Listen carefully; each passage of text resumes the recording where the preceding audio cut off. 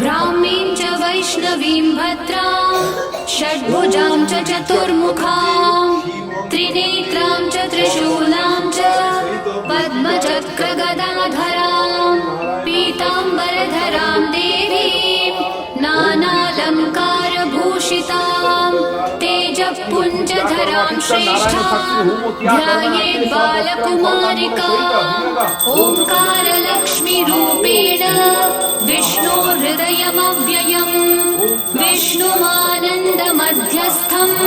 ह्रीङ्कारबीजरूपिणी ॐ क्लीं अमृतानन्दभद्रे सत्य आनन्ददायिनी ॐ श्रीं दैत्यभक्षरदां शक्तिमालिनि शत्रुमर्दिनी तेजःप्रकाशिनी देवी वरदा शुभकारिणी